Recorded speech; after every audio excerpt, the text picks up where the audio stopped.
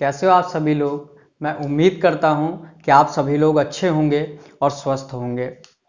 काफ़ी टाइम हो गया हम लोगों को आमने सामने बात किए हुए या फिर कन्वर्सेशन किए हुए, और इस बात का मुझे काफ़ी दुख भी है कि ऐसी सिचुएशन है कि जहाँ मैं आप लोगों के सामने नहीं आ पा रहा हूँ और ना आप लोगों से बात कर पा रहा हूँ। लेकिन अभी के लिए फ़िलहाल हम लोग इस स्टडी को वीडियो के माध्यम से आगे बढ़ाएंगे। और जैसा कि आप लोगों को पता है कि एग्ज़ाम्स जो हैं अभी पोस्टपोन होना स्टार्ट हो गए हैं। एग्ज़ाम्स अभी नहीं हो रहे हैं, लेकिन इसका मतलब ये नहीं है कि एग्ज़ाम नहीं होंगे। एग्ज़ाम ज़रूर होंगे और उसके लिए हमें काफ़ी मेहनत करनी पड़ेगी। क्यों? क्योंकि जो टाइम मिल रहा है हमें, वो सभी लोगों के लिए बराबर मिल रहा है। तो उसके अकॉर्डिंग हमें मेहनत करनी होगी और इसीलिए मैं आप लोगों के सामने हूँ। थोड़ा सा मुझे टाइम ज़रूर लगा है, उसके पीछे का रीज़न आप सभी लोग जानते हैं। क्यों? क्योंकि सेटअप को बनाना इतना आसान नहीं होता है। ऐसा मेरा पर्सनली मानना है कि ऑफलाइन पढ़ाना ज़्यादा आसान होता है ऑनलाइन के कंपैरिजन में। क्यों? क्योंकि यहाँ बहुत सारी चीज़ें ध्यान देनी होती है और मतलब बहुत सारे सिस्टम होते हैं इसके अंदर, आप लोग जानते होंगे। लेकिन अगर मैं इस चीज़ के बारे में बात करूं कि आप लोगों के जो एग्ज़ाम्स आ रहे थे, जनरली मैं 2 बैच चला रहा था, अपने आप को पता होंगे। पहला बैच मेरा F2A का चल रहा था, फाउंडेशन टू एडवांस का चल रहा था, और जो मेरा दूसरा बैच था वो GD स्पेशल बैच था। तो दोनों ही बैच अस्त व्यस्त हुए।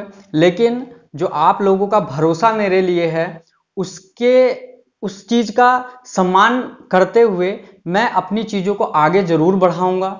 और मैं जैसा कि हमेशा कहता हूं कि मेरे लिए आप लोग सबसे पहले हैं, बाकी सारी चीज़ें बाद में हैं। आप लोगों का वेलफेयर मेरे लिए बहुत ज़रूरी है और मैं उसके लिए हमेशा ही प्रयास करता रहा हूं और आगे भी करता रहूंगा। तो मैंने अभी के लिए फ़िलहाल के लिए रीजनिंग को स्टार्ट किया है और मैं रीजनिंग को बड़े सिस्टमेटिक वे में लेके चलूंगा आप लोगों को।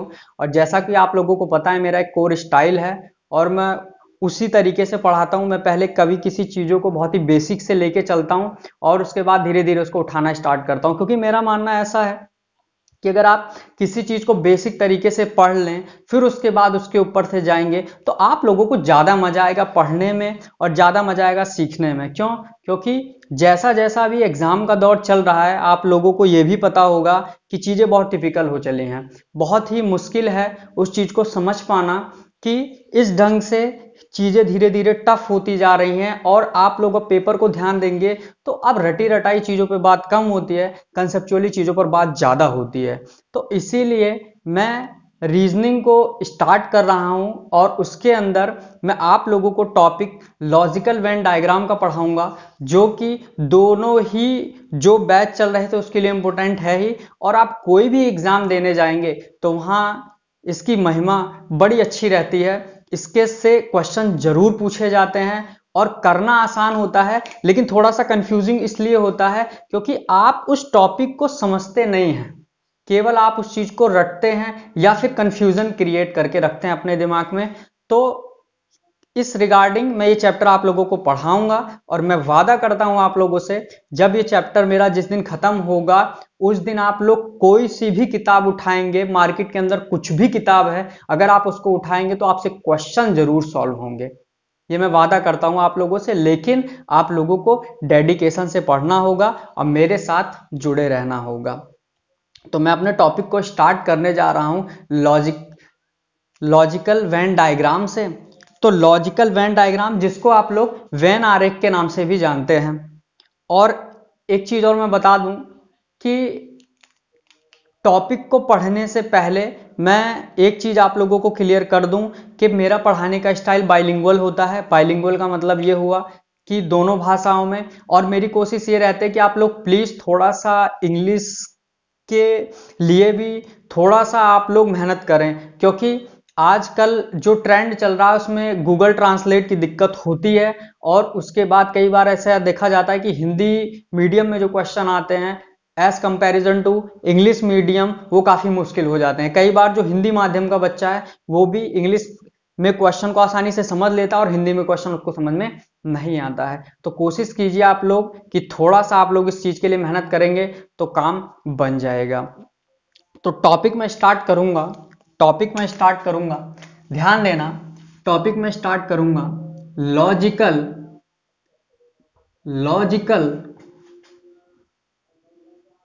Venn diagram. प्लीज बात को मेरी गौर से समझना। लॉजिकल वेन डायग्राम के अंदर मुख्यतः आप दो ही टाइप जानते हैं, लेकिन मैं इस चैप्टर को 3 टाइप में जानता हूं। पहला टाइप जो मुझे पता है वो CLVD है, और जो दूसरा टाइप है वो TLVD है, और तीसरा टाइप जो है वो है कैसलेट का पार्ट। किसका पार्ट? कैसलेट का पार्ट। मैंने कहा पहला टाइप CLVD, दूसरा TLVD और तीसरा कैसलेट।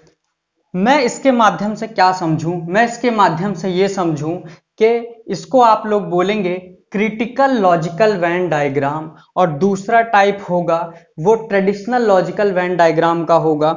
क्रिटिकल लॉजिकल वेन डायग्राम का मतलब ये हो गया कि इसमें जो आप लोगों की इमेजेस होती हैं उसको मर्ज किया जाता है, उसको एक दूसरे के अंदर मर्ज करके क्वेश्चन पूछे जाते हैं, जो कि मैं आप लोगों को दिखाऊंगा। और इसके अंदर जो परंपरागत आप समझते हैं, जैसे कि क्वेश्चन बोल देगा मेल, फीमेल, ह्यूमन बीइंग, तो उसके लिए आपको 3-4 ऑप्शन दिए रहते हैं, उसमें से आपको टिक मारना होता है। और कैसलेट पे मैं डिस्कस करूंगा बाद में, क्योंकि ये नाम कुछ नया सा आप लोगों को लगेगा, लेकिन ये क्वेश्चन पूछे जाते हैं एग्जाम के अंदर, और ये पार्ट ना पढ़ने की वजह से आप काफी दिक्कत में आ जाते हैं, जो कि अब पूछे भी जा रहे हैं।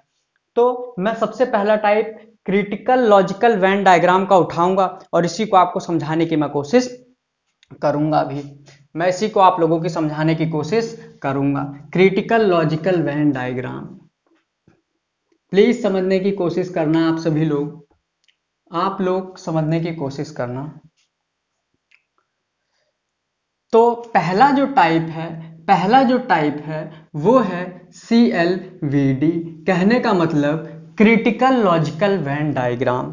इसके अंदर हम लोग 3 ही बातों को जानेंगे। पहली जो आपको जाननी है वो होता है ऑल का केस। दूसरी बात जो आपको जाननी है वो होता है सम का केस, और तीसरी बात जो आपको जाननी है वो होता है नो का केस। मैंने कहा ऑल, सम और नो। इसके लिए जो फिगर जो बनाए जाते हैं सभी बच्चे जानते हैं, जैसे बोला जाए ऑल A is B। मैंने कहा ऑल A is B, मैंने कहा all A is B, all A is B। कहने का मतलब ये हो गया कि सभी के सभी जो A हैं वो क्या हैं? B हैं। तो उसका फिगर कुछ इस तरीके का बनाया दिखाई देता है कि सभी के सभी जो A हैं वो किसके अंदर समाहित है? B के अंदर समाहित है। और ये वन साइडेड मोड होता है। वन साइडेड मोड का मतलब ये हो गया कि A का B के साथ ऑल का रिलेशन तो होगा, लेकिन B का A के साथ ऑल का रिलेशन आप नहीं कह पाएंगे। लेकिन सम के रिलेशन में आप बात को समझना, सम का पार्ट कुछ इस टाइप से हो गया, ये जो कि दोनों में आ गया। ये हो गया A और ये हो गया B। मैंने कहा सम A is B, some A is B। सभी कुछ A B हैं, अगर कुछ A B हैं तो कुछ B A भी हैं। ये 2 साइडेड मोड होता है, मतलब ये दोनों तरफ काम करता है, लेकिन ये केवल एक ही तरफ काम करता है। आगे मैं इस चीज को डिस्कस करूंगा तो मैं बताऊंगा भी। और नो A is B, इसको आप कुछ इस तरीके से भी बना सकते हैं, बहुत लोग अलग अलग ढंग से भी बनाते हैं, लेकिन मेरा स्टैंडर्ड बनाने का ये है नो A is B। कहने का मतलब ये हुआ, नो A is B का मतलब ये हुआ कि कोई भी A B नहीं है, तो इसके अंदर मैं क्या समझाने की कोशिश आपको कर रहा हूं मैं इसके अंदर आप लोगों को समझाने की कोशिश ये कर रहा हूं कि जनरली हमें 3 ही टाइप के बारे में डिस्कशन करना है इस टॉपिक के अंदर, ऑल, सम और नो। अब अगर मैं इसके आगे बढ़ूंगा तो अब मैं आपको इस केसेस को और अच्छे से दिखाऊंगा फिगर के माध्यम से, और हम लोग फिगर बेस्ड क्वेश्चन पहले पढ़ेंगे, उसके बाद अपना ट्रेडिशनल पढ़ेंगे, उसके बाद हम लोग कैसलेट का पार्ट आगे पढ़ेंगे। तो मैं इसको रब कर दूंगा, आप लोग एक झलक इसमें से देख सकते हैं। मैंने कहा ऑल का केस, प्लीज इसको समझने की कोशिश करना। ऑल का केस क्या कहता है? ऑल का केस क्या कहता है? जैसे मैं फिगर के माध्यम से ही आप लोगों को समझाने की कोशिश करूंगा, प्लीज यहां ध्यान देना, बोर्ड पर ध्यान देना। जैसे मैं ये जो अंदर जो मैंने सर्कल बनाया है, मैं इसको कह दूं एमपी, और इनको मैंने कहा पॉलिटिशियन,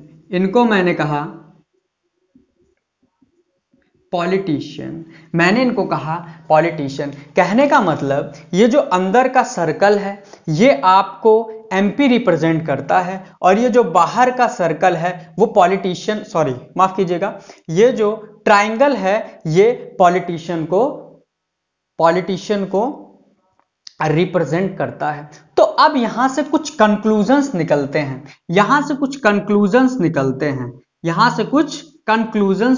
हैं, और वो क्या क्या निकलते हैं? पहला कंक्लूजन ये आता है कि ऑल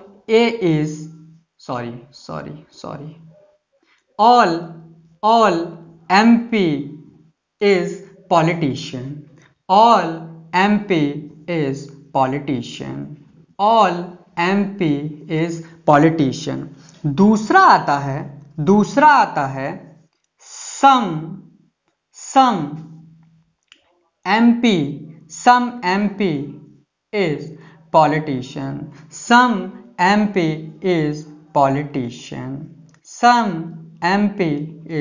पॉलिटिशियन, कहने का मतलब कुछ एमपी पॉलिटिशियन है। और तीसरा स्टेटमेंट आप लोगों का आता है कि सम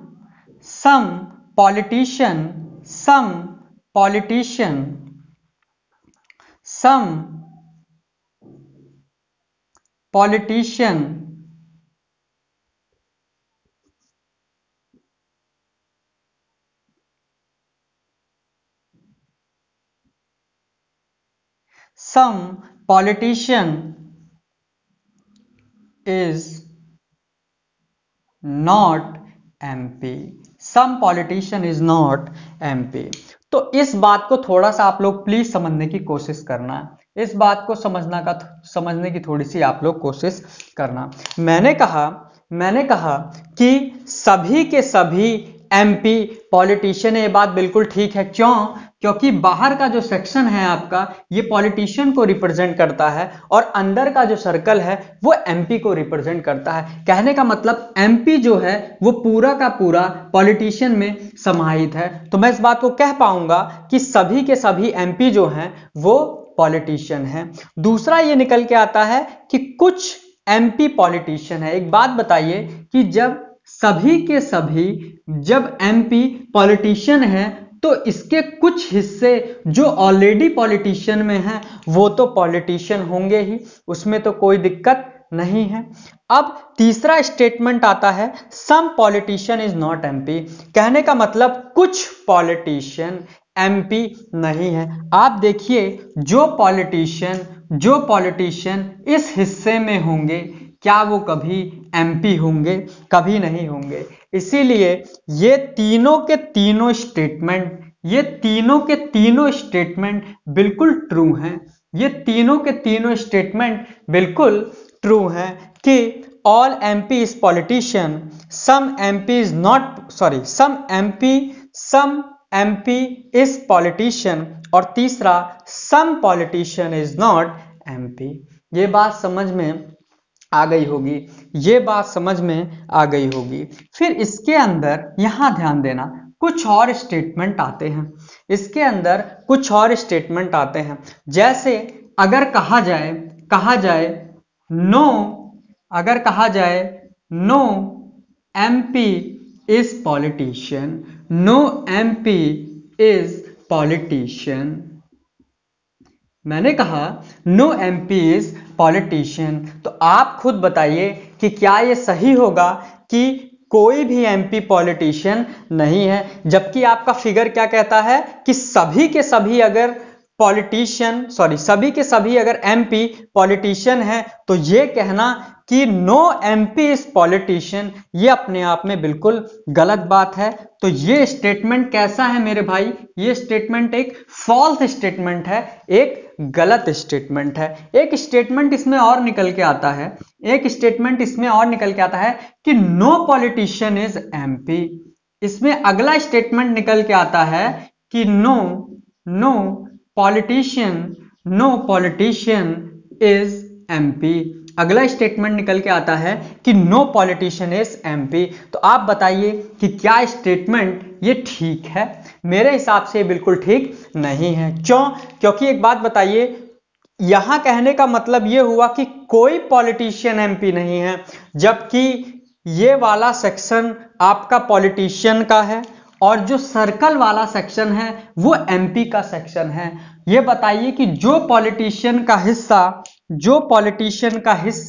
MP के अंदर मौजूद है, जो पॉलिटिशियन का हिस्सा MP के अंदर मौजूद है, क्या वो MP नहीं है? बिल्कुल है। तो ये कहना कि नो पॉलिटिशियन इज MP, ये अपने आप में बिल्कुल फॉल्स बात है, ये अपने आप में बिल्कुल गलत बात है। तो मैं इसको रिपीट कर देता हूं, मैंने ऑल के केस को उठाया है, मैंने सर्कल को रिप्रेजेंट किया MP से, और मैंने बाहर के ट्राइंगल को रिप्रेजेंट किया पॉलिटिशियन से। मैंने कहा कि उसमें पहला कंक्लूजन मैंने निकाला कि सभी के सभी MP पॉलिटिशियन है। बिल्कुल सही बात है। क्यों? क्योंकि पॉलिटिशियन का दायरा बड़ा है और MP का दायरा केवल इतना है। कहने का मतलब सभी के सभी MP जो हैं वो पॉलिटिशियन हैं। और सम MP इज पॉलिटिशियन, एक बात बताइए, जब सभी के सभी MP पॉलिटिशियन होंगे तो इसमें से कुछ तो पॉलिटिशियन होंगे ही। तीसरा स्टेटमेंट है कि some politician is not MP, some politician is not MP, कि कुछ पॉलिटिशियन MP नहीं है। वही मैंने कहा कि जो पॉलिटिशियन इस एरिया में होंगे क्या वो कभी MP होंगे? नहीं होंगे। तो ये तीनों स्टेटमेंट बिल्कुल ट्रू है। अगला स्टेटमेंट मैंने ये कहा नो MP इज पॉलिटिशियन। एक बात बताइए, जब सभी के सभी MP पॉलिटिशियन हैं तो इस बात को कहना कि कोई भी MP पॉलिटिशियन नहीं है, यह अपने आप में बिल्कुल फॉल्स बात है। और अगला स्टेटमेंट मैंने कहा कि no politician is MP, no politician is MP, यह भी बिल्कुल गलत बात है। क्यों? क्योंकि जो पॉलिटिशियन का हिस्सा इस MP वाले में आ गया वो निश्चित बात है MP जरूर है। तो यह कहना कि नो पॉलिटिशियन इज MP, कोई पॉलिटिशियन MP नहीं है, यह अपने आप में बिल्कुल फॉल्स बात है, बिल्कुल गलत बात है। आप लोग इसको एक झलक देखेंगे, फिर उसको पॉज करके आप लोग अपने हिसाब से उसको अपना नोट्स बना लेना, मैं आगे डिस्कस करूंगा इसको। अगला केस मुझे लेना है सम का केस, अगला केस मुझे लेना है सम का केस। इसको आप लोग एक झलक देख सकते हैं, उसके बाद मैं नेक्स्ट केस पे डिस्कस करूंगा। लेना है सम का केस, प्लीज ध्यान देना। नेक्स्ट केस है सम का केस। किसका केस? सम का केस। प्लीज यहां ध्यान देंगे बोर्ड पर, प्लीज यहां ध्यान देंगे बोर्ड पर। मैंने कहा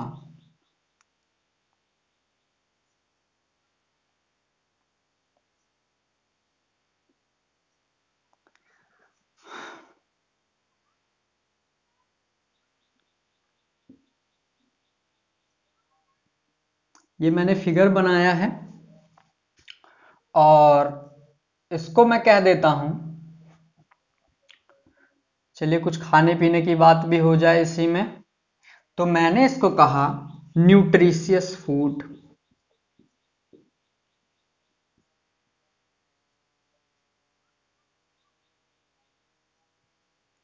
न्यूट्रिशियस फूड। और मैंने इसको कहा जो आपका रेक्टेंगल का सेक्शन है मैं इसको कह देता हूं delicious food, delicious food, delicious food. तो यहां ध्यान देना कि ये जो बाहर वाला सेक्शन है, बाहर वाला जो सेक्शन है, ये वाला जो सेक्शन है, इसको मैंने कहा न्यूट्रिशियस फूड, और जो ये वाला आपका सेक्शन बना हुआ है, इसको मैंने कहा डिलीशियस फूड। तो ये सम का केस है, इसके अंदर आप कुछ कंक्लूजन्स निकल कर आएंगे और उस कंक्लूजन को आपने समझना होगा। ठीक है, मैं बारी बारी से समझाता हूं, आप समझने की थोड़ा सा कोशिश करना। मैं पहला एक स्टेटमेंट लिखता हूं, प्लीज यहां ध्यान देंगे बोर्ड पर। मैंने पहला स्टेटमेंट लिखा, माने मैं पहला कंक्लूजन लिखने की कोशिश करता हूं। मैं ये कहूं कि सम न्यूट्रिशियस फूड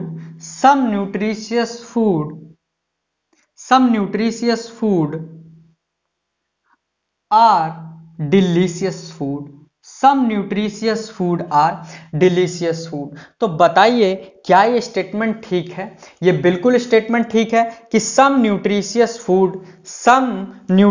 फूड, इसको देखें, सम न्यूट्रिशियस फूड, सम, ये वाला सेक्शन पूरा का पूरा न्यूट्रिशियस फूड का है, ये वाला सेक्शन डिलीशियस फूड का है।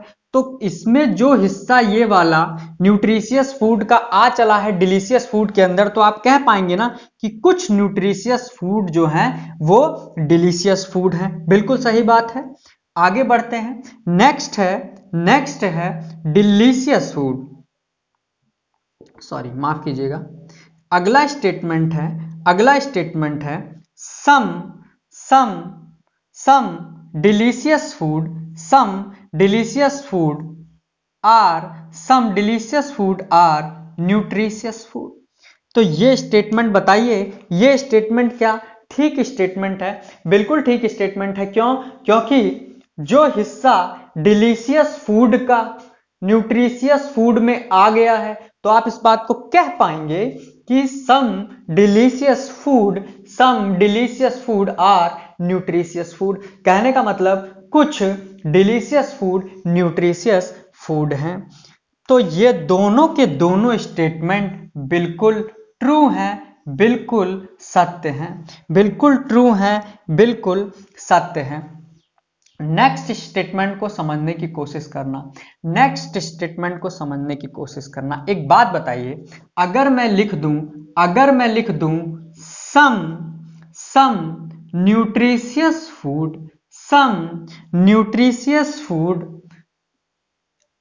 Are not delicious food, some nutritious food are not delicious food. तो बताइए क्या ये ठीक होगा?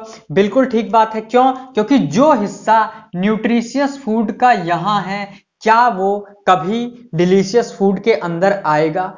ये कभी नहीं आएगा। इसीलिए ये स्टेटमेंट कैसा है? ये बिल्कुल ट्रू स्टेटमेंट है, बिल्कुल सत्य कथन है, बिल्कुल सत्य स्टेटमेंट लिखा गया है। अगर मैं इसी तरीके से नेक्स्ट बात करूं कि some delicious food are not nutritious food, some delicious food are not nutritious food. तो बताइए क्या ये स्टेटमेंट ठीक होगा? ये बिल्कुल ठीक स्टेटमेंट होगा कि some delicious food are not nutritious food, कि जो भी हिस्सा आप हमें बताइए डिलीशियस फूड का इस एरिया में होगा, क्या वो कभी न्यूट्रिशियस फूड होगा? कभी भी न्यूट्रिशियस फूड नहीं होगा। तो ये 4 स्टेटमेंट मैंने लिखवाए, और ये चारों के चारों जो स्टेटमेंट हैं ये बिल्कुल ट्रू स्टेटमेंट है, बिल्कुल सत्य स्टेटमेंट है।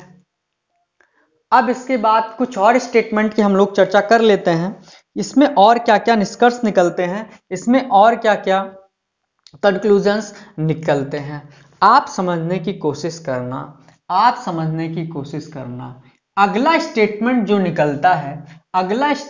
निकलता है उसको थोड़ा सा समझने की कोशिश करना प्लीज। मैं अगर इस बात को कह दूं कि all nutritious food, all nutritious food, all nutritious food are, all nutritious food are delicious food, all nutritious food are delicious food. तो बताइए क्या स्टेटमेंट ठीक है कि सभी के सभी न्यूट्रिशियस फूड डिलीशियस फूड है? ये बिल्कुल रॉन्ग स्टेटमेंट है, बिल्कुल गलत स्टेटमेंट है। ऐसा क्यों कह पा रहा हूं? बताइए कि जो हिस्सा, पहली बात तो कि some nutritious food are not, sorry, some nutritious food are delicious food, कहने का मतलब ये हिस्सा इतना ही मर्ज है।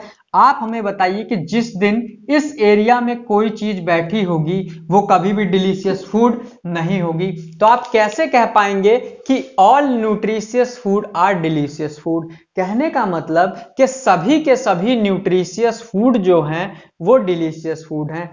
ऐसा बिल्कुल नहीं हो पाएगा। क्यों? क्योंकि जो भी इस एरिया में न्यूट्रिशियस फूड बैठा होगा वो कभी भी डिलीशियस फूड नहीं होगा। उसी तरीके से आगे समझने की कोशिश करना, आगे समझने की कोशिश करना। अब आगे अगर मैं कह दूं इसी तरीके से कि all delicious food, all delicious food are nutritious food, all delicious food are nutritious food. तो इसी तरीके से यह भी गलत होगा। क्यों? क्योंकि जो हिस्सा डिलीशियस फूड का इस एरिया में होगा वो कभी भी न्यूट्रिशियस फूड नहीं होगा। तो सभी के होने का तो कोई मतलब बनता ही नहीं है। क्यों? क्योंकि ये तो इतना हिस्सा बाहर है।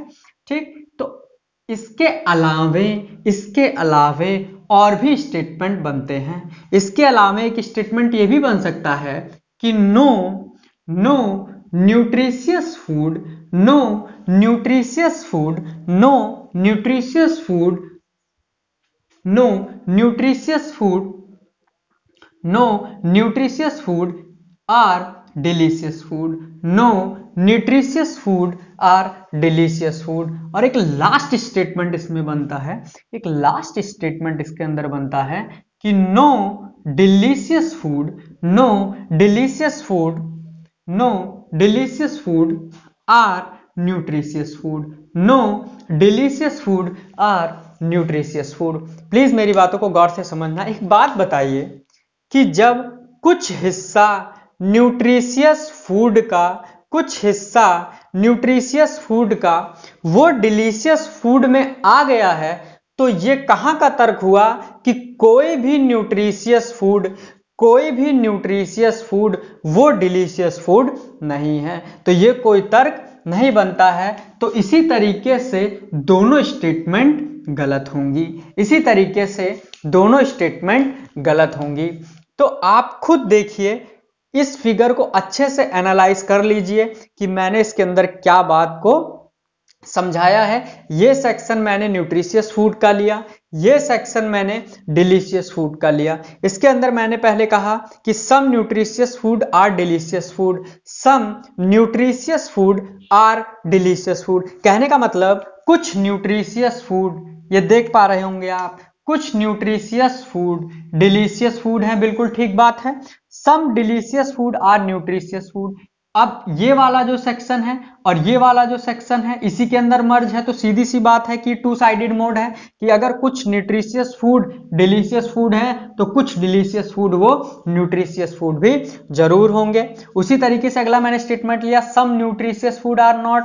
तो आप बताइए कि कुछ न्यूट्रिशियस फूड डिलीशियस फूड नहीं है, कुछ न्यूट्रिशियस फूड डिलीशियस फूड नहीं है। तो आप एक बात बताइए, बिल्कुल ठीक बात है कि जो न्यूट्रिशियस फूड वाला हिस्सा, ये देख पा रहे हैं पूरा का पूरा न्यूट्रिशियस फूड वाला हिस्सा है, जो हिस्सा न्यूट्रिशियस फूड का यहां रखा होगा वो क्या कभी भी डिलीशियस फूड होगा? ऐसा नहीं होगा। उसी तरीके से जो हिस्सा इस एरिया में होगा डिलीशियस फूड का वो कभी भी न्यूट्रिशियस फूड नहीं हो सकता है। उसी तरीके से ये चारों स्टेटमेंट आपको बड़े आसानी से समझ में आ गए होंगे। क्यों? क्योंकि जब कुछ हिस्सा डिलीशियस फूड है और कुछ हिस्सा डिलीशियस फूड नहीं है तो ऑल का स्टेटमेंट तो वैसे ही गलत हो जाएगा, और जब सम न्यूट्रिशियस फूड डिलीशियस फूड है तो उसके अंदर ये कह देना कि कोई भी न्यूट्रिशियस फूड डिलीशियस फूड नहीं है, ये अपने आप में बिल्कुल रॉन्ग स्टेटमेंट है। तो ये 4 स्टेटमेंट ठीक है और ये 4 स्टेटमेंट बिल्कुल रॉन्ग है। तो इसको आप लोग कुछ सेकंडों के लिए देखें, उसके बाद इस पर कुछ अपना मंथन करें, एनालिसिस करें, उसके बाद मैं आप लोगों को इसमें नो का केस भी पढ़ाऊंगा। इसके अंदर मैं आप लोगों को आगे नो का केस पढ़ाऊंगा। नेक्स्ट स्टेटमेंट नो का स्टेटमेंट आता है, नो का केस आता है। केस थर्ड है हम लोगों का नो का केस। मैं इसके अंदर कुछ फिगर आप लोगों को बना के दिखा देता हूं। नो का केस समझना जरा।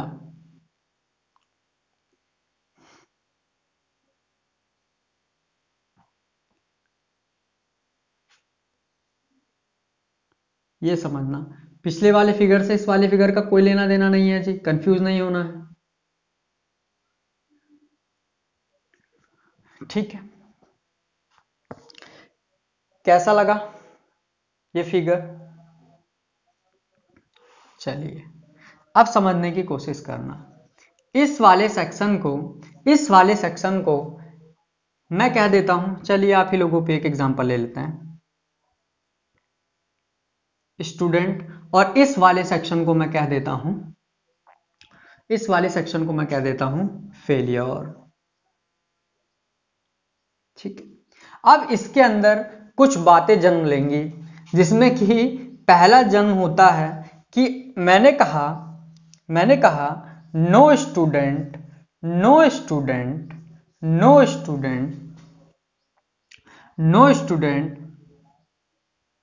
आर फेलियर, और दूसरा स्टेटमेंट आएगा नो फेलियर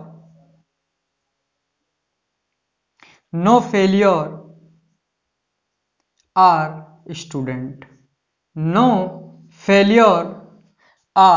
स्टूडेंट, इसी के अंदर अगला स्टेटमेंट आएगा कि ऑल स्टूडेंट आर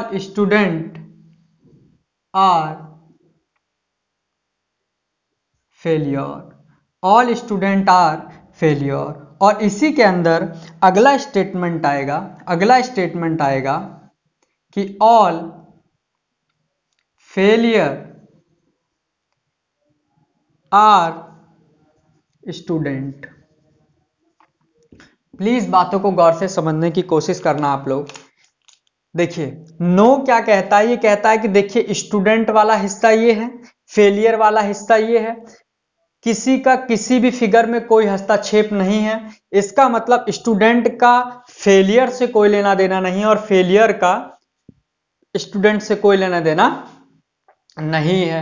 मतलब कहने का मतलब अगर आप स्टूडेंट हैं तो आप फेल नहीं होंगे, और अगर आप फेल हैं तो आप स्टूडेंट नहीं हो सकते। तो ये स्टेटमेंट काफी आसान से स्टेटमेंट है कि नो स्टूडेंट आर फेलियर, कहने का मतलब कोई भी स्टूडेंट फेलियर नहीं है, जो कि बिल्कुल ट्रू स्टेटमेंट है, बिल्कुल सत्य स्टेटमेंट है। उसी तरीके से कोई भी फेलियर स्टूडेंट नहीं है, तो ये भी क्या है, बिल्कुल ट्रू स्टेटमेंट है। फिर उसी तरीके से कहना कि ऑल स्टूडेंट आर फेलियर, ये तो बिल्कुल वाहियात बात हो गई।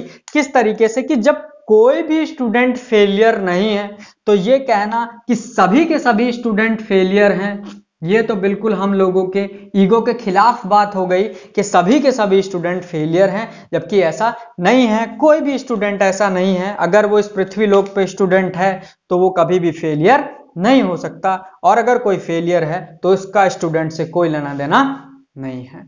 ये बात आप लोगों को समझ में आ गई होगी। तो मैंने आप लोगों को 3 केस पढ़ाए, एक ऑल का केस पढ़ाया, एक सम का केस पढ़ाया, और एक मैंने आप लोगों को नो का केस पढ़ाया है। तो ऑल सम और नो के केस के अंदर तीनों ही बातें मैंने आप लोगों को सिखाई होंगी। मैंने बहुत बेसिक से बात की है और बेसिक से इसको मैंने सिखाया भी है। तो अब इसके अंदर एक चीज और आप लोग सीख लीजिए इसके अंदर आप लोग एक चीज सीख लीजिएगा, वीडियो पॉज करके देख लीजिएगा, आप लोग कुछ लिखना होगा तो मैं इसको रब कर रहा हूं, प्लीज यहां ध्यान देना, यहां ध्यान देना आप लोग थोड़ा सा बोर्ड पे। और एक बहुत ही गहरा कंसेप्ट मैं आप लोगों को सिखाऊंगा, अक्सर एग्जाम में कंफ्यूज करता है, तो मेरा मानना ऐसा है कि आप यही प्रैक्टिस अच्छी कर लीजिए जिससे एग्जाम में कोई दिक्कत ना आए आप लोगों को। तो ये वाला जो बाहर वाला जो सेक्शन है, मतलब ये वाला जो सेक्शन है, इसको मैंने क्या कहा था, स्टूडेंट कहा था, और उसको मैंने क्या कहा था, फेलियर कहा था। तो इसके अंदर मैं एक फिगर और मर्ज कर देता हूं, मैं इसके अंदर एक फिगर और मर्ज कर देता हूं, ठीक है। और इसके अंदर एक फिगर मैंने और मर्ज कर दिया, और मैं इसको नाम दे देता हूं पॉलिटिशियन का। किसका? पॉलिटिशियन का, ठीक। मैंने इनको कहा पॉलिटिशियन, कहने का मतलब अब फिगर बन गया, अब फिगर बन गया एक ये और एक ये वाला। तो अंदर वाले इस सर्कल को मैंने कह दिया पॉलिटिशियन, इसको मैंने कहा फेलियर, और इसको मैंने कहा स्टूडेंट। तो आप हमें एक बात बताना, आप हमें एक बात बताना कि इसके अंदर जो सीखने वाली बात है वो क्या है, इसके अंदर जो सीखने वाली बात है वो क्या है। दो ही स्टेटमेंट इसमें ज्यादा प्रबल रूप से पूछी जाती हैं और बच्चों को कंफ्यूज करती हैं। एंड और का कंसेप्ट मैं इसको पढ़ाने से पहले या फिर पहले मैं लिख देता हूं, उसके बाद ही मैं आप लोगों से बात करूंगा, देखना समझना।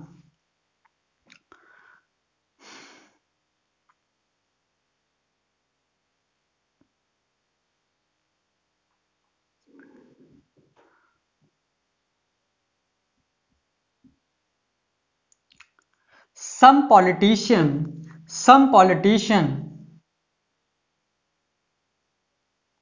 are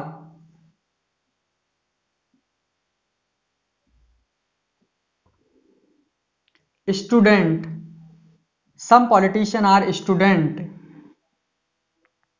and failure, some politician are student and failure। और दूसरा स्टेटमेंट है कि some politician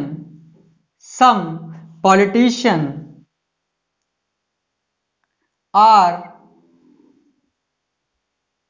either student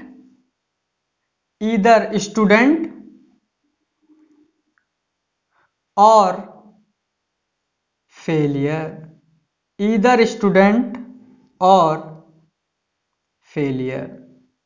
please ध्यान देंगे मेरे दोनों स्टेटमेंटों को, समझना। एक बात बताओ कि ये जो पॉलिटिशियन है, ये वाला सर्किल पॉलिटिशियन को रिप्रेजेंट करता है। आप देख पा रहे होंगे इस सर्किल का कुछ हिस्सा तो आ गया स्टूडेंट के अंदर, और इस सर्किल का कुछ हिस्सा आ गया फेलियर के अंदर। आप हमें खुद बताइए, जब कोई भी स्टूडेंट फेल नहीं है और जो फेल हैं वो कभी भी स्टूडेंट कहलाने लायक नहीं है, तो आप हमें बताना कि जो हिस्सा पॉलिटिशियन का स्टूडेंट के अंदर आ गया वो कभी भी फेल हो सकते हैं क्या? नहीं होंगे। कहने का मतलब जो भी स्टूडेंट पॉलिटिशियन है,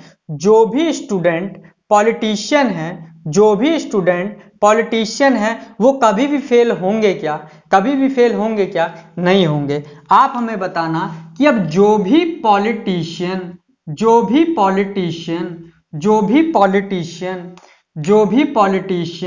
आपके फेलियर के अंदर आ गए वो कभी भी स्टूडेंट होंगे क्या? नहीं होंगे। क्यों? क्योंकि ये बीच में खड़ी है दीवार। कहने का मतलब स्टूडेंट का फेल से कोई लेना देना नहीं है और फेल का स्टूडेंट से कोई लेना देना नहीं है। तो उसी तरीके से, अच्छा इसके ऊपर मैं आप लोगों को एक बहुत ही अच्छी बात बता दूं, अक्सर की अक्सर कि हम लोग आम तौर पे अपने रियल लाइफ में भी ऐसी गलतियां करते हैं, जैसे मसलन कैसे समझाऊं आप लोगों को आप लोगों की भाषा में। जैसे मान लीजिए कि आप लोग, सबका ननिहाल तो होगा ही ना, सभी का होता है। तो मान लीजिए आप लोग अपने मामा के यहाँ पे गए हैं, पहुंचे ही थे, मामा मामी बाहर निकल के आए, मामी जी ने बहुत प्रेम से पूछा आप लोगों से कि ये बताइए कि काला रसगुल्ला खाएंगे कि सफेद रसगुल्ला खाएंगे। तो हम लोगों की आदत है दुष्टता करने की, बोल देते हैं दोनों ले आओ। लेकिन अब मामी जी पढ़ी लिखी हैं और इंतफाक से आपके गवर्नमेंट जॉब में है, और गवर्नमेंट जॉब में अगर होंगी तो उन्होंने लॉजिकल वेन डायग्राम को पढ़ा होगा अच्छे से, और इस तरीके के स्टेटमेंट को उन्होंने पढ़ा भी होगा। तो अब उनके दिमाग में ये बात आएगी, तो कहने के लिए तो कहते हैं कि हम तैयारी कर रहे हैं, लेकिन इनको इतना नहीं पता है कि मैंने पूछा क्या था। मैंने ये पूछा कि आप काला रसगुल्ला लेंगे या सफेद रसगुल्ला। कहने का मतलब वहां दोनों कहने का तो ऑप्शन है ही नहीं आपके पास। मामी जी ने आपसे पूछा था कि अगर काला वाला ऑप्ट करते हैं तो सफेद नहीं मिलेगा, और सफेद वाला ऑप्ट करते हैं तो काला वाला आपको नहीं मिल सकता है। लेकिन अब चूंकि आप मामा के यहां गए हैं और कुछ कह भी नहीं सकती मामी जी, तो वो क्या करेंगी कि गुस्से में आएंगे और आपको दोनों देंगी और आप खा भी लेंगे। लेकिन ये जीवन का आप बहुत बड़ा फॉल्ट करेंगे कि इस बात में और इस बात में ऑप्शन हो, मतलब अलग अलग होता है। एंड में ठीक है बाउंडेशन है, और में आपके पास ऑप्शन होता है। कहने का मतलब आप खुद समझना, आप इसी के माध्यम से मैं समझाना चाहूंगा। बोला गया कि some politician are student and failure. कहने का मतलब कुछ पॉलिटिशियन वो स्टूडेंट भी हैं और उसके साथ साथ फेलियर भी हैं, जबकि जो स्टूडेंट हैं वो कभी फेल नहीं होते हैं और जो फेल हैं वो कभी भी स्टूडेंट नहीं हैं। तो कुछ पॉलिटिशियन स्टूडेंट हैं और साथ में ही फेल होते हैं, ये बात बिल्कुल गलत है। क्यों? क्योंकि बताइए, जो पॉलिटिशियन स्टूडेंट होंगे, जो पॉलिटिशियन आपके पूरे पॉलिटिशियन हैं, स्टूडेंट के अंदर इतना एरिया कवर करते हैं, तो जो पॉलिटिशियन स्टूडेंट होंगे वो कभी भी फेलियर नहीं होंगे। तो ये कहना कि कुछ पॉलिटिशियन हैं जो कि स्टूडेंट भी हैं और फेलियर भी हैं, ये अपने आप में बिल्कुल गलत बात है, बिल्कुल इलॉजिकल बात है। लेकिन ये कहना कि some politician are either student और फेलियर, कहने का मतलब कुछ पॉलिटिशियन या तो स्टूडेंट हैं या तो फेलियर हैं। ये सीधे सीधे आपको ये मैसेज देना चाहता है कि जो भी पॉलिटिशियन जिस दिन स्टूडेंट होंगे वो कभी भी फेल नहीं होंगे, और जो पॉलिटिशियन जब कभी फेल होंगे तो स्टूडेंट नहीं हो सकते। तो ये बिल्कुल ट्रू स्टेटमेंट है, ये बिल्कुल ट्रू स्टेटमेंट है। ये बात आप लोगों को शायद समझ में आ गई होगी, ये बात आप लोगों को शायद समझ में आ गई होगी। ये काफी इंपॉर्टेंट लॉजिक था, ठीक है। और अक्सर की गलतियां हो जाया करती हैं, ईदर और में और एंड में फर्क समझ के रखिए। और में आपके पास ऑप्शन होता है कि दो चीजों में से आपको एक ही चीज लेनी है, लेकिन एंड में माने आप जो भी आपके सामने प्रोजेक्ट किया आप सब ले सकते हैं, ठीक है। तो ये आप लोगों को मैं उम्मीद करता हूं कि बात आप लोगों को बहुत अच्छे से समझ में आई होगी। इसको आप लोग एक झलक देख लीजिए। उसके बाद अब मैं इसमें डिस्कस ये करूंगा आप लोगों से फिगर एनालिसिस। क्यों? क्योंकि जब तक आप लोग फिगर को एनालाइज नहीं कर पाएंगे तब तक आप इस टॉपिक को आगे नहीं सीख सकते हैं। क्यों? क्योंकि मैं देख रहा हूं कि day by day level increase होता जा रहा है एग्जाम में। तो फिगर को मैं पहले आपको एनालाइज करना सिखा दूं, क्वेश्चन आप लोग खुद ही लगा देंगे, ठीक। क्योंकि ट्रेनिंग स्टार्टिंग पॉइंट में इतनी हार्ड कर दूंगा मैं कि जिससे आप लोगों का जब आप लोग आगे पहुंचेंगे क्वेश्चंस पे तो क्वेश्चन आप लोगों को बहुत आसान लगेंगे और आप उसको बहुत ही डीप ढंग से देख भी पाएंगे, ठीक है। तो अब नेक्स्ट जो मैं आप लोगों को पढ़ाऊंगा वो मैं पढ़ाऊंगा फिगर एनालिसिस। कहने का मतलब मैं आपको एक नहीं कम से कम 2 या 3 फिगर पे मैं चर्चा करूंगा और वहां आप लोगों को देखना सिखाऊंगा और उसके बारे में कितने कंक्लूजन निकल सकते हैं, कितने उसमें सार्थक मतलब निकल सकते हैं, मैं सारी की सारी चर्चा आप लोगों से करूंगा। बेसिकली मुझे 3 चीज सिखानी थी, ऑल, नो और सम का केस, तीनों मैंने बताए। और इसके बाद अब मैं इसको आगे डिस्कस करने जा रहा हूं, फिगर एनालिसिस। क्या मैं स्टार्ट करूंगा? Figure analysis.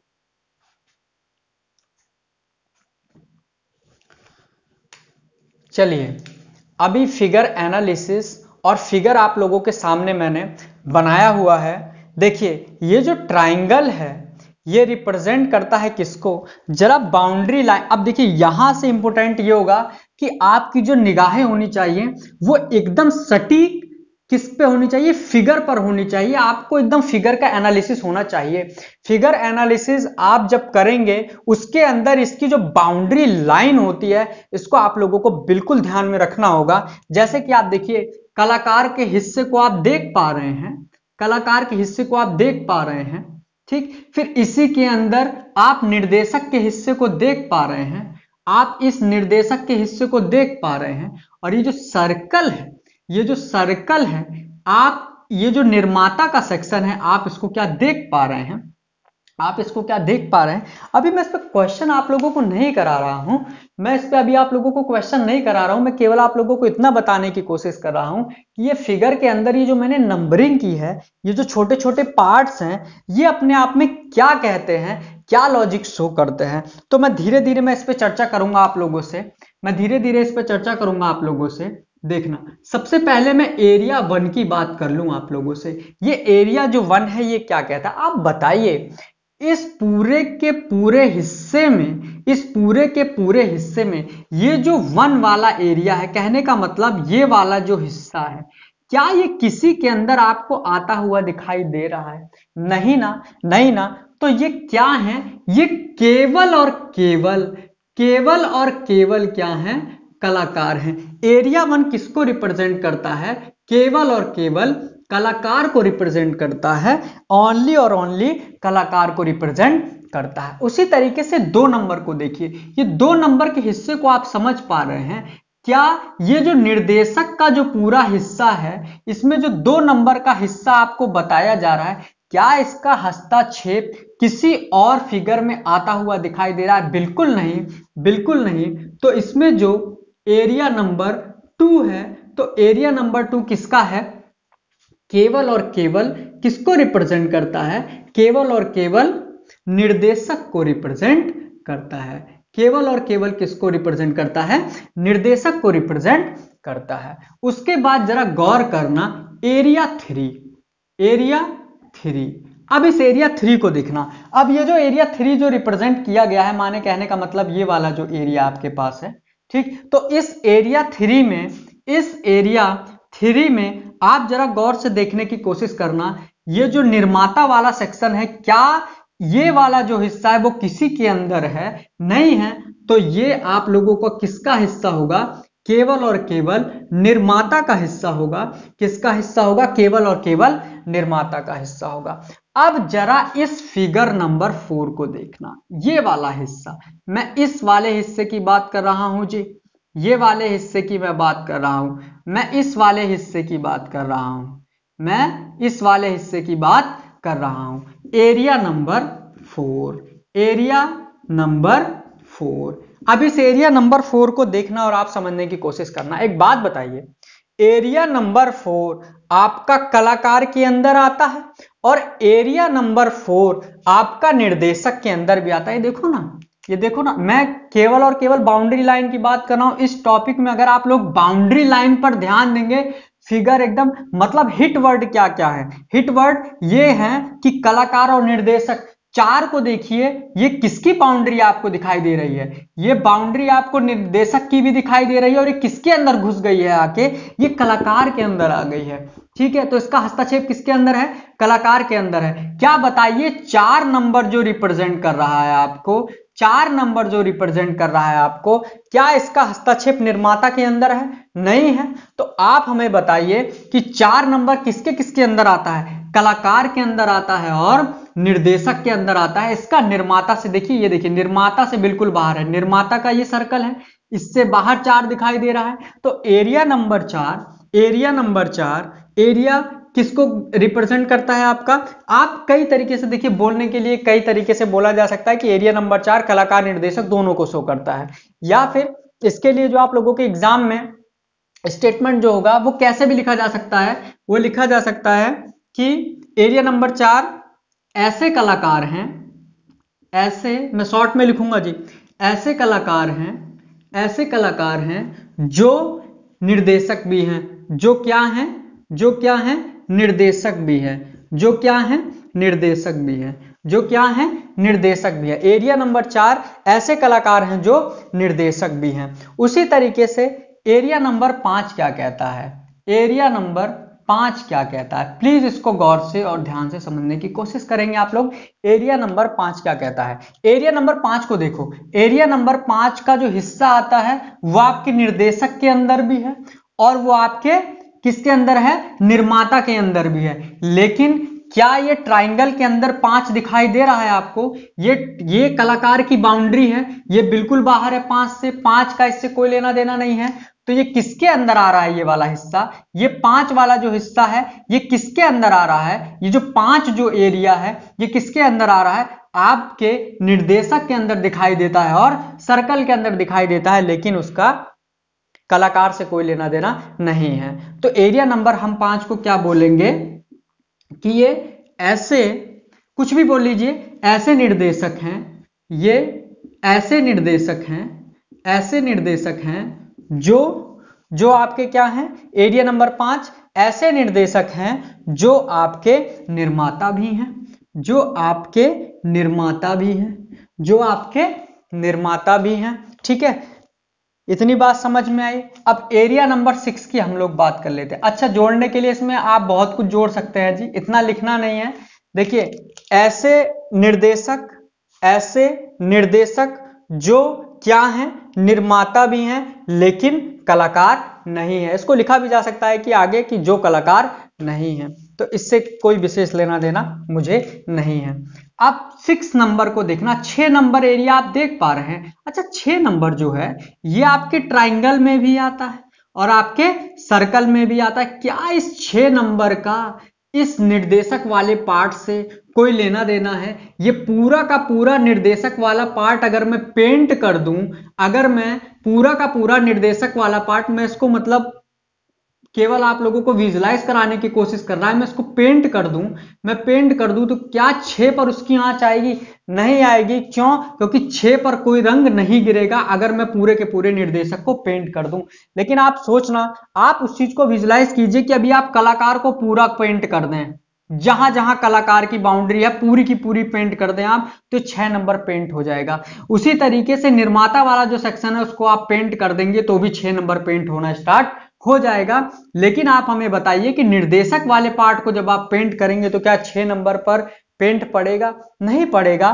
तो आप कह सकते हैं कि 6 नंबर किसके किसके अंदर आता है। आप ऐसा भी बोल सकते हैं कि ऐसे निर्माता जो कलाकार हैं या फिर ऐसे कलाकार जो निर्माता है। तो ये वाले सेक्शन को आप देखिए जरा कि ये ऐसे कलाकार हैं, ऐसे कलाकार हैं जो आपके क्या हैं, 6 नंबर ऐसे कलाकार हैं जो आपके क्या हैं, निर्माता भी हैं, जो आपके क्या हैं, निर्माता भी हैं, जो आपके क्या हैं, निर्माता भी हैं। एरिया 6 हो गया। और last one and the last one area number 7, area number 7। और एरिया नंबर 7 में जैसा कि आप देख पा रहे हैं, एरिया नंबर 7 में ये एक ऐसा पार्ट है जो आप कलाकार को पेंट करेंगे हिस्से को तो भी 7 नंबर पेंट हो जाएगा, आप निर्माता वाले हिस्से को पेंट करेंगे तो भी 7 नंबर पेंट हो जाएगा, और निर्माता को जब आप पेंट करेंगे तो भी वो 7 नंबर पेंट हो जाएगा। कहने का मतलब ये तीनों में आता है। 7 नंबर किसको रिप्रेजेंट करता है, किसको रिप्रेजेंट करता है, किसको रिप्रेजेंट करता है? ये पूरे के पूरे सभी को रिप्रेजेंट ऑल, सभी को रिप्रेजेंट करता है। कहने का मतलब ये कलाकार को भी रिप्रेजेंट करता है, ये निर्देशक को भी रिप्रेजेंट करता है, ये निर्माता को भी रिप्रेजेंट करता है। आप इसको कैसे भी बोल सकते हैं कि ऐसे कलाकार जो निर्देशक और निर्माता भी हैं, या फिर ऐसे निर्देशक जो निर्माता कलाकार हैं, या फिर ऐसे निर्माता जो कलाकार और निर्देशक भी है। तो ये 7 नंबर तीनों के अंदर आता है, इसीलिए रिप्रेजेंट ऑल के सिंबल को दर्शाता है। मेरी कोशिश यही है कि आप लोगों को सारी बातें आप लोगों को समझ में ये आ गई होंगी। मैं उम्मीद करूंगा कि सभी की सभी बातें आप लोगों को समझ में आ गई होगी। तो ये फिगर एनालिसिस था जो कि मैंने नंबर के आधार पे आप लोगों को समझाया था लेकिन अभी थोड़ा सा और डीप जाने के लिए और गहराई में जाने के लिए मैं आप लोगों को थोड़ा सा और कॉम्प्लिकेटेड कर दूं एक दो एग्जांपल के साथ, तो बातें आप लोगों को बिल्कुल क्रिस्टल क्लियर समझ में आएंगी। अभी तो ये था कि आप लोगों को स्पष्ट समझ में आ रहा था, अब मैं कुछ नहीं दूंगा, अब मैं स्टेटमेंट दूंगा और स्टेटमेंट देने के बाद एक फिगर बना दूंगा। उसके आधार पे आपको ये देखना पड़ेगा कि बात सही बोली जा रही है या गलत बोली जा रही है। ठीक है, तो मैं नेक्स्ट फिगर की ओर चर्चा करूंगा आप लोगों। फिगर नंबर 2, फिगर नंबर 2 के अंदर देख रहे हैं आप लोग, मैंने फिगर बना दिया है। इसके अंदर हमें करना क्या है कि मैंने आप लोगों को एक सर्कल फिर रेक्टेंगल और ये आपका ट्राइंगल, 3 सेक्शन को मैंने आपस में मर्ज किया है, तीनों को मैंने आपस में मिलाया है और मैंने इस ट्राइंगल को बोला है गवर्नमेंट सर्वेंट। कहने का मतलब जो आपके गवर्नमेंट सेवा में है उनको मैंने ट्राइंगल में रखा हुआ है। और इस रेक्टेंगल के अंदर मैंने north Indian food liking people को रखा है। कहने का मतलब ये रेक्टेंगल में ऐसे लोग बैठे हुए हैं जो कि नॉर्थ इंडियन फूड को प्रिफर करते हैं, नॉर्थ इंडियन फूड उन्हें अच्छा लगता है। उसी तरीके से ये जो सर्कल है, इस सर्कल के अंदर मैंने विलेजर्स को रखा है, मतलब जो ग्रामीण क्षेत्र के लोग होते हैं उनको मैंने इसमें रखा हुआ। बाकी ब्लैक पेन से इसके अंदर क्वेश्चंस लिखे हुए हैं, मैं वन बाय वन इस पे चर्चा करूंगा। देखिए पहला ही क्वेश्चन आप लोगों से पूछा गया है अच्छा एक क्वेश्चंस इंग्लिश में लिखे हैं, इसके लिए आप लोगों को घबराना नहीं है, मैं इसके साथ साथ हिंदी बोल रहा हूं। अगर जिन बच्चों को प्रॉब्लम होगी वो ऑडियो से अपनी हिंदी को लिख सकते हैं, क्वेश्चंस को हिंदी में लिख सकते हैं। देखिए क्वेश्चन नंबर पहला मैंने पूछा है what represent the shadow part. कहने का मतलब शैडो पार्ट ये वाला शैडो पार्ट का मतलब ये हो गया जो रेड पेन से मैंने खींचा हुआ है, जो शैडो किया हुआ है पार्ट को, शेडेड जो पार्ट है मेरा, ये किस चीज को रिप्रेजेंट करता है। अभी तक तो नंबर्स लिखे थे, अभी क्या है कि आपको इसमें पूछा हुआ है कि क्या रिप्रेजेंट करता है, ये जो शैडो पार्ट है क्या रिप्रेजेंट करता है। देखिए अब इसके लिए घबराना नहीं, पहले तो आप ये देखिए किसके अंदर है और किसके बाहर है। आप बताइए अगर आप इस विलेजर वाले सेक्शन को पेंट करना स्टार्ट कर दें तो क्या ये वाला हिस्सा छुप जाएगा कि नहीं जाएगा? बिल्कुल जाएगा। ठीक है, उसी तरीके से north Indian food liking group जो है ये वाला सेक्शन, अगर आप इसको पेंट कर दें तो बताइए ये जो शेडेड रीजन है, ये जो शेडेड पोर्शन है, इसके ऊपर पेंट हो जाएगा। लेकिन आप हमें बताइए कि ये जो गवर्नमेंट सर्वेंट का जो सेक्टर है, ये वाला सेक्शन देखिए, अगर आप इसको पेंट करने लगे, ठीक है, अगर आप इसको पेंट करने लगे तो क्या ये छुपेगा? ये नहीं छुपेगा। इसका मतलब क्या हुआ, जो शैडो रीजन है, जो शेडेड रीजन है, जो पेंट किया गया रीजन है, क्या बताता है? ये अपने आप में कुछ और नहीं बताता है, ये ऐसे विलेजर्स को शो करता है, ये ऐसे आपके ऐसे विलेजर्स को शो करता है, ऐसे विलेजर्स को शो करता है जो कि नॉर्थ इंडियन फूड, NIF का मतलब नॉर्थ इंडियन फूड को लाइक करते हैं। क्या करते हैं? लाइक करते हैं, उन्हें अच्छा लगता है, लेकिन वो गवर्नमेंट जॉब में नहीं है, लेकिन गवर्नमेंट सर्वेंट वो नहीं है। क्या है? गवर्नमेंट सर्वेंट नहीं है। ये बात आपको समझ में आई कि जो शेडेड पोर्शन है, ये जो शेडेड रीजन है, ये एक ऐसा what represent the shadow part, ये एक ऐसा रीजन है जो कि ऐसे विलेजर्स हैं जो आपके नॉर्थ इंडियन फूड को लाइक तो करते हैं, इसके अंदर हैं तो सही, लेकिन वो गवर्नमेंट सर्विस में नहीं है। उसी तरीके से दूसरा क्वेश्चन पूछा गया है सम विलेजर्स आर गवर्नमेंट सर्वेंट। अब देखिए आपको इसमें ढूंढना है कि विलेजर्स, देखिए बात की किसकी है, इसमें बोल्ड लेटर क्या क्या है, ठीक है, बोल्ड बात इसमें क्या क्या है, विलेजर्स और गवर्नमेंट सर्वेंट। ठीक है, तो अब आप हमें बताइए कि पहले आप विलेजर्स की बाउंड्रियां देखिए, गवर्नमेंट सर्वेंट की बाउंड्रियां देखिए। ओहो माय गॉड, एक मिस्टेक हो गई, समझना मिस्टेक यहां क्वेश्चन लिखने में नहीं हुई है, क्वेश्चन नंबर सेकंड से लेके और क्वेश्चन नंबर 4 तक जितनी भी बातें इसमें आपको ट्रू या फॉल्स बताना है। कहने का मतलब ये जो स्टेटमेंट लिखे गए हैं ये सही है या फिर गलत है। ठीक है, तो आप बताइए कि कुछ विलेजर्स जो कि गवर्नमेंट सर्वेंट हैं, तो विलेजर्स कहाँ है? विलेजर्स यहाँ है। विलेजर्स कहाँ है? विलेजर्स यहाँ है। तो कुछ सम विलेजर्स आर गवर्नमेंट सर्वेंट। अच्छा, और गवर्नमेंट सर्वेंट कहाँ है? यहाँ। आप हमें बताइए इस विलेजर्स का हिस्सा इतना ज्यादा, गवर्नमेंट सर्वेंट का हिस्सा ये रहा। ठीक है, तो अब हमें बताइए कि गवर्नमेंट सर्वेंट जो होंगे, ग्रीन पेन से मैं कर देता हूं कि some villagers are government servant, तो कुछ विलेजर्स जो कि गवर्नमेंट सर्वेंट भी हैं, जो कि गवर्नमेंट सर्वेंट भी हैं, वो बोला गया है बट लेकिन दे don't like north Indian food, they don't like north Indian food, north Indian food. अब आप हमें एक चीज बताना, आप हमें एक चीज बताना कि some villagers are government servant but they don't like north Indian food.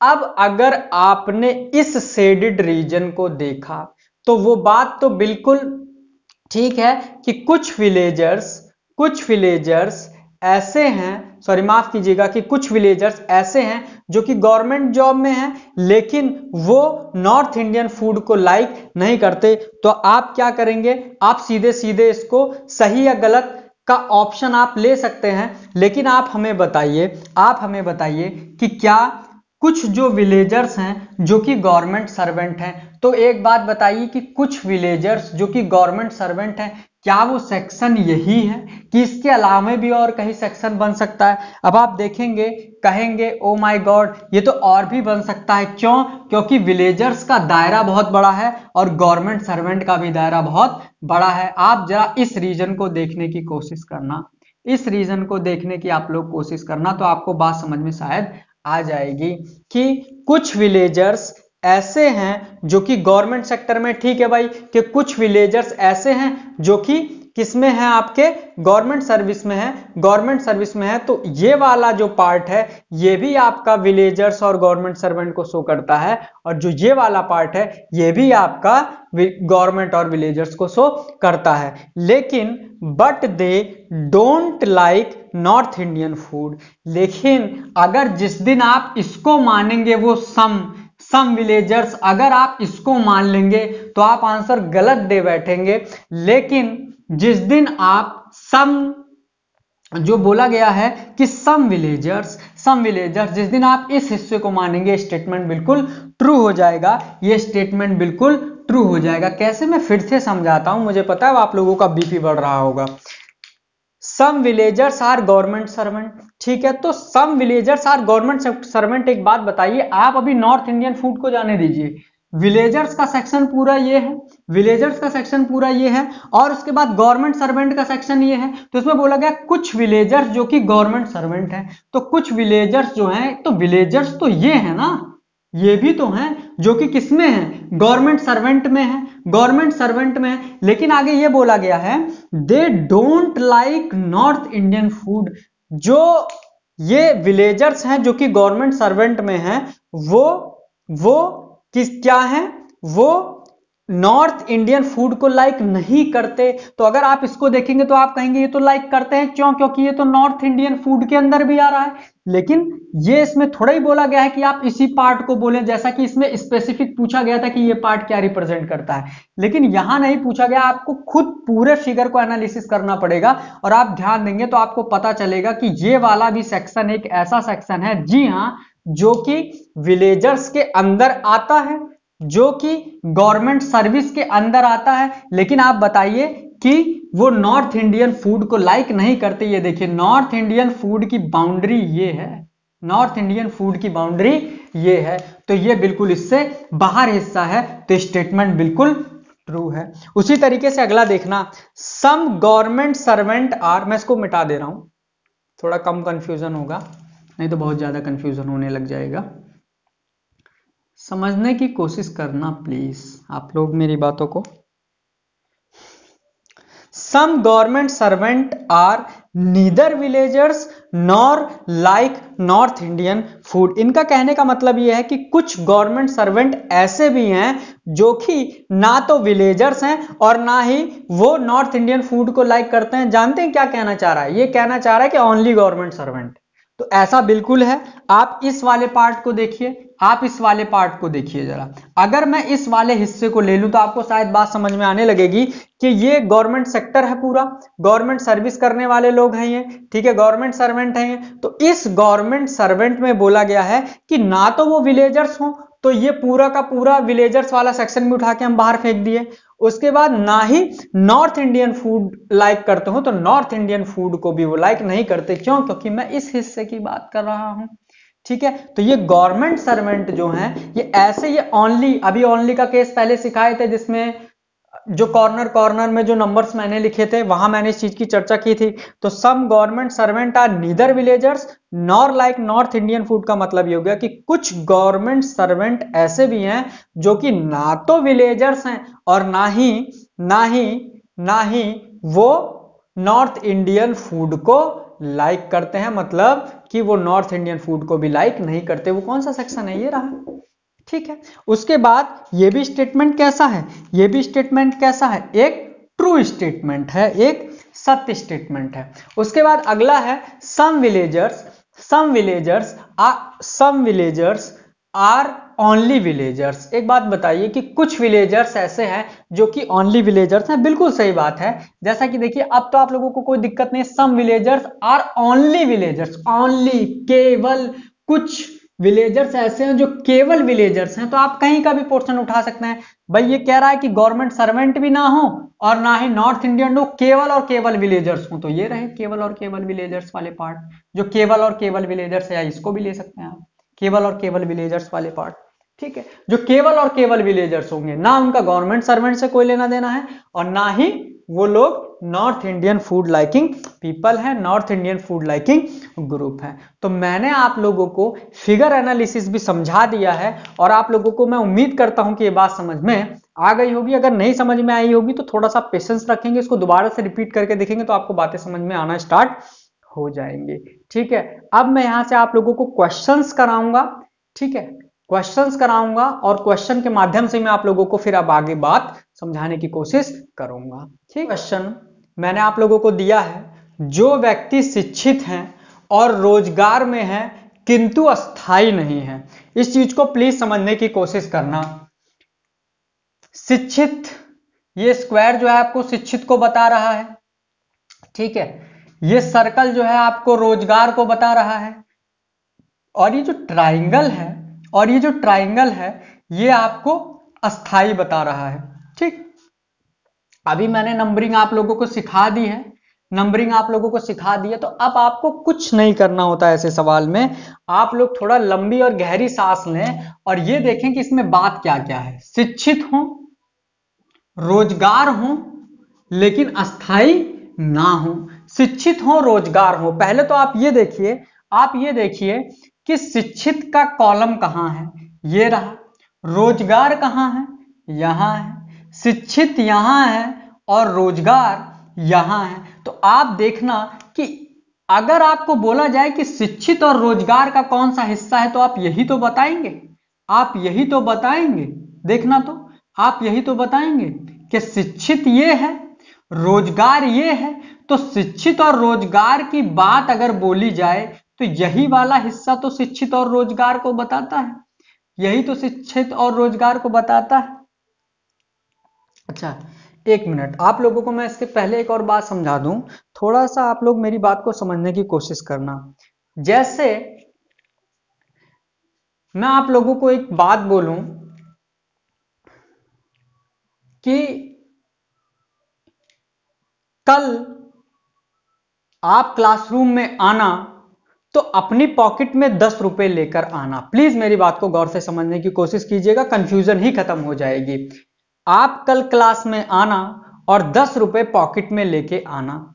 अब एक बात बताइए, एक व्यक्ति जो बहुत रसूखदार है, अगर वो कल को अपनी जेब में 1 लाख रुपए लेके क्लास में आ जाए तो क्या मैं उसको मना कर दूंगा? मैं उसको मना नहीं करूंगा। क्यों? क्योंकि वहां मैंने क्या बात बोली है, जरा इसको समझने की कोशिश करना कि कल आप क्लास आना तो 10 रुपए लेकर आना। कहने का मतलब जो रिक्वायरमेंट है वो 10 रुपए की है।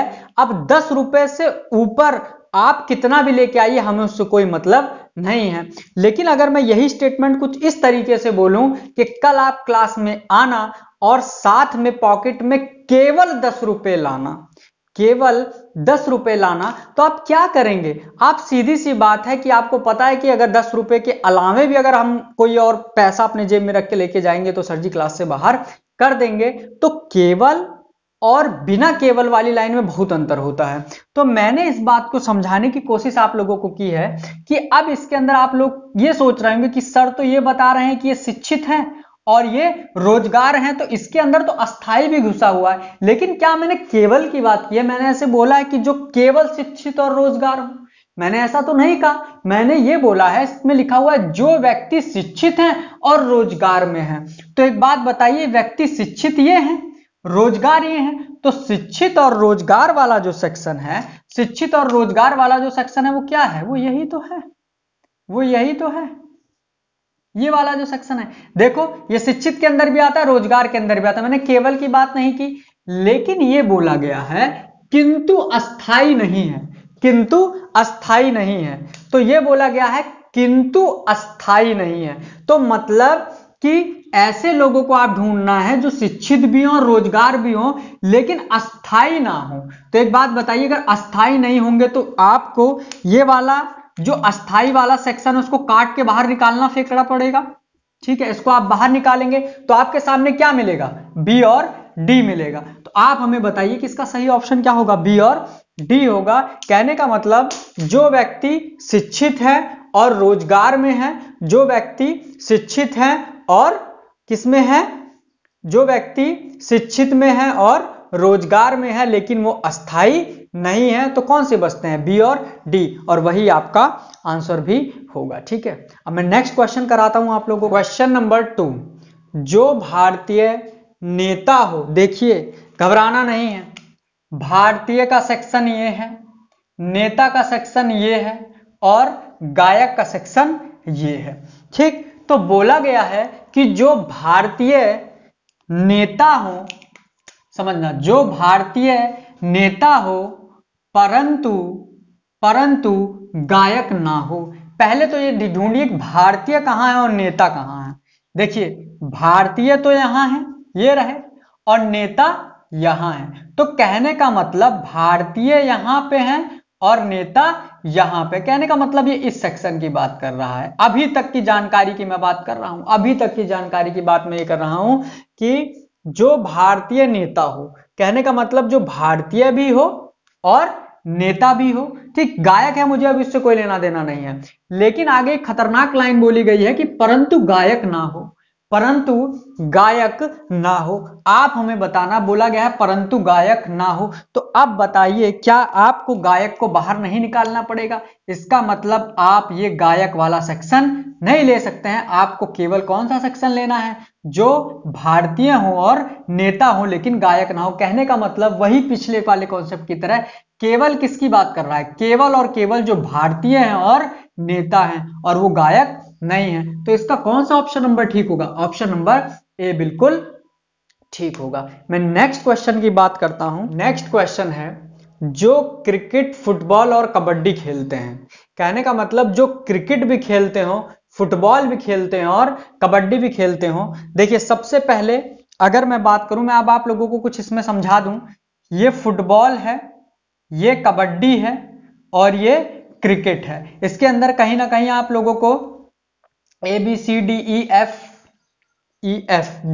जी तक सेक्शन दिए गए हैं। तो मैं इस सवाल से हटके अभी एक चीज मैं आप लोगों को समझा दूं कि देखो ए किसको रिप्रेजेंट करता है, ए किसको बताता है? ए बताता है केवल फुटबॉल खेलने वाले, सी केवल कबड्डी खेलने वाले, एफ केवल क्रिकेट खेलने वाले।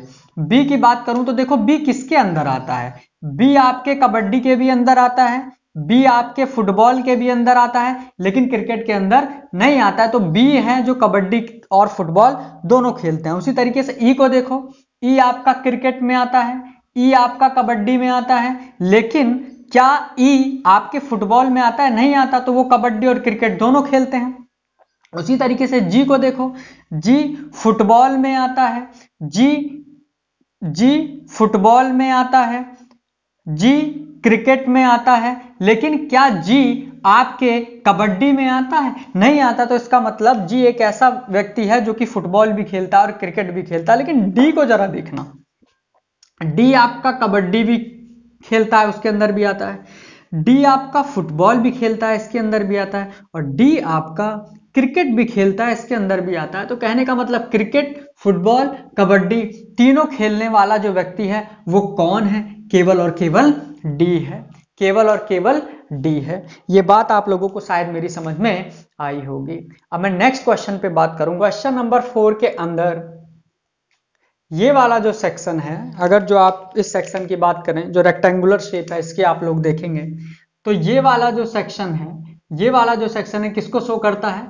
यूरोपियन को शो करता है। किसको शो करता है?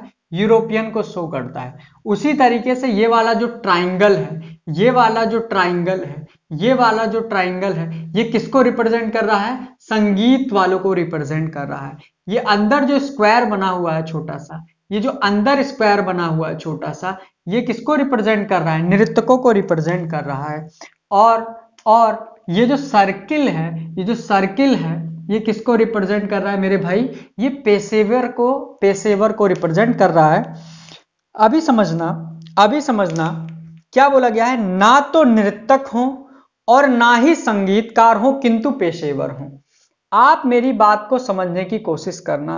ना तो नृत्यक हो, कहने का मतलब हमें नृत्यकों को पूरा साइड कर देना है। नृत्यक के अंदर जितने भी आएंगे उनको सबको साइड में कर देना। देखिए जो ना से स्टार्ट होते हैं ना, उसके अंदर एक खास बात ये होती है, देखो ना तो नृत्यक हो, ठीक है, तो ना तो नृत्यक होंगे और ना ही संगीतकार होंगे। कहां है संगीतकार? माफ कीजिएगा, अच्छा, ना ही नृत्यक हो, ठीक है, मतलब 4, 5, 6, 7 कभी आंसर इसका नहीं हो सकता। और ना ही संगीतकार हो, तो संगीतकार यहां है, ना ही संगीतकार हो किंतु पेशेवर हो। अच्छा, पेशेवर कहां है?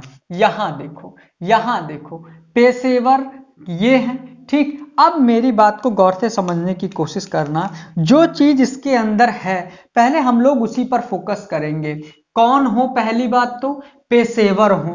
तो पेशेवर होने का मतलब यह हुआ कि पूरे के पूरे सर्कल में जितने लोग हैं वो कम से कम पेशेवर तो हैं। बाकी और कुछ करते हैं कोई मतलब नहीं। क्यों? क्योंकि यहां केवल का उपयोग नहीं किया गया है कि केवल पेशेवर। अगर केवल पेशेवर होता तो मैं 10 टिक मार के आगे निकल जाता, ठीक।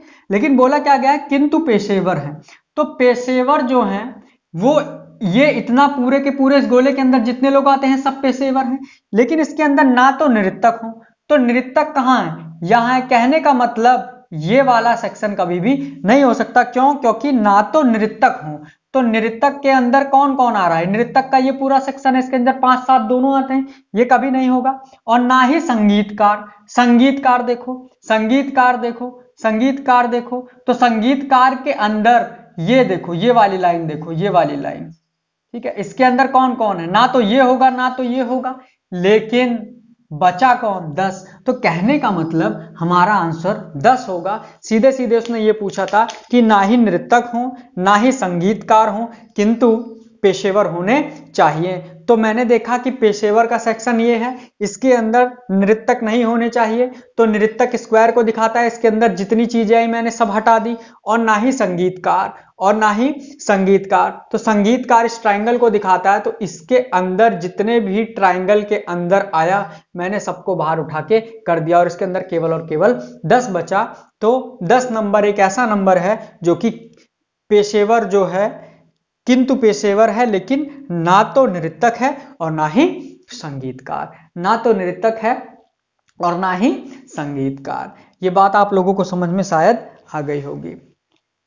तो इस वाले टॉपिक को, जो कि आपका CLVD critical logical Venn diagram, critical logical Venn diagram यही समाप्त होता है। अब आप लोगों का काम ये है कि आप लोग जो भी आप लोगों का प्रैक्टिस सेट होगा उस प्रैक्टिस सेट से आप लोग प्रैक्टिस करेंगे।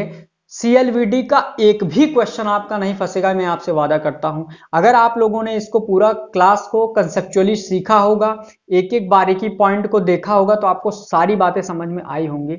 अब जो अगली वीडियो आप लोगों के पास आएगी वो TLVD की होगी, ट्रेडिशनल लॉजिकल वेल डायग्राम होगा। वीडियो आप लोग देखेंगे वो किस चीज की होगी, कैसलेट की होगी, और उसके बाद ये चैप्टर समाप्त हो जाएगा। मतलब 3 क्लास में ये टॉपिक खत्म हो जाएगा। ठीक है, तो मैं उम्मीद करता हूं कि आपको ये बात समझ में आई होगी। अगर नहीं आई होगी तो जो बच्चे मेरी क्लास में आते हैं वो लोगों को मेरा व्हाट्सएप नंबर पता है, मेरा पर्सनल नंबर पता है। ठीक है, वो उससे कांटेक्ट कर सकते हैं। अगर कोई समस्या है प्लीज़ व्हाट्सएप कीजिएगा, कांटेक्ट मत कीजिएगा। मेरा आप लोगों से विनम्र निवेदन है, यानी हम्बल रिक्वेस्ट है मेरा। और प्लीज़ आप लोग पूरी मेहनत के साथ, पूरी ईमानदारी के साथ अगर आप लोग पढ़ेंगे तो निश्चित बात है सफलता हासिल हो ही जाएगी। तो हम लोग मिलते हैं नेक्स्ट क्लास में। तब तक के लिए आप लोग खुश रहें, मस्त रहें और अच्छे से अपनी पढ़ाई को करते रहें। बहुत बहुत धन्यवाद।